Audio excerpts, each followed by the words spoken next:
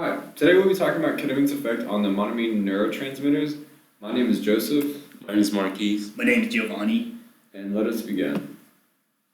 So our problem comes from the increasing dangers in medicines being used to treat imbalances in monoamine neurotransmitters.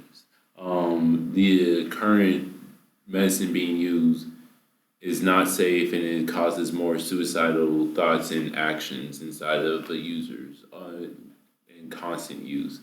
So we are attempting to find a safer alternative.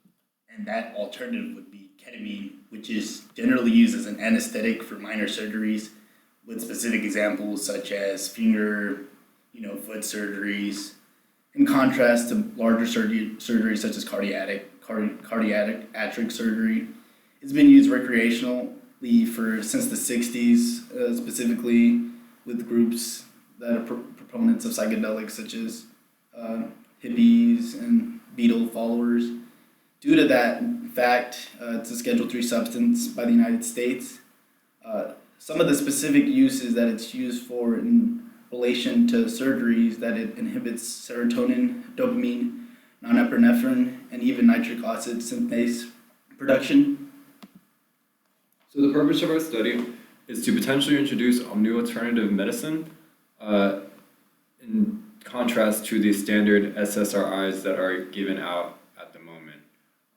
Those SSRIs are very dangerous when not taken responsibly, so we just hope to introduce a new type of medicine.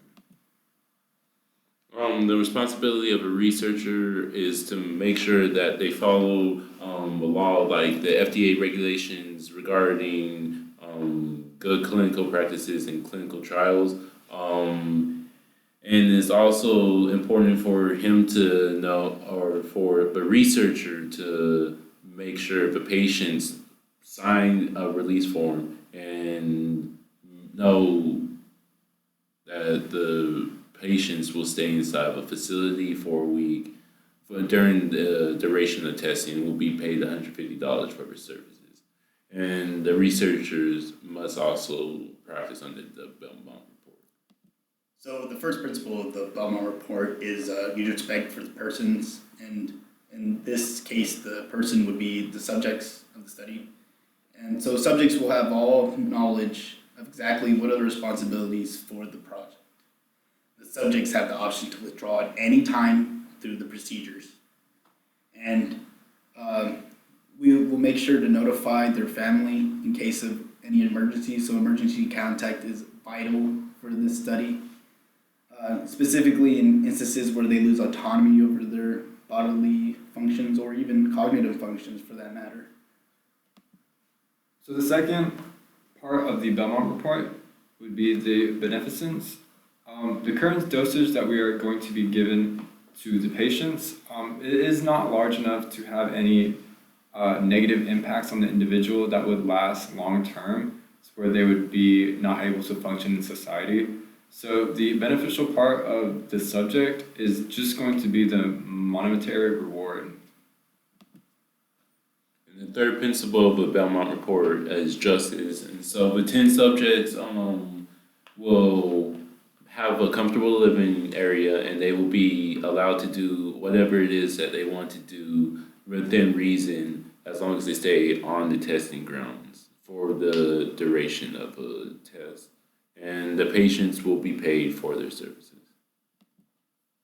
So the general research question we've been posed with is, can ketamine be used as an alternative treatment to individual chemical imbalances? And the alternative would be to SSRIs. So in order to demonstrate whether or not this is true, in a week period, small amounts of ketamine will be given to 10 test subjects to observe the levels of neurotransmitters and seeing how they were previously in relation to their initial amount. So the methodology we'll be using, our study will last a week long. Every day we will gradually increase the intake of ketamine on our test subjects. So the first step would be getting the 10 individuals that will be participating. We will go ahead and hook them up with an IV. The IV will be used to draw blood every day at 1 p.m. to go ahead and collect the levels of their neurotransmitters before the test begins. The second step will be to give the individuals the dosage of ketamine, and the dosage is all select on how much they weigh. So for every 5 pounds, we will administer 1 milligram so that it will be different between all the test subjects. The third step is to monitor the levels of the neurotransmitters during and after the test, which we will be using the IV to go ahead and collect that. Every day, we will gradually increase the dosage until the subjects will experience a K-hole effect. A K-hole effect is more of a slang of an overdose of ketamine, which is potentially harmless.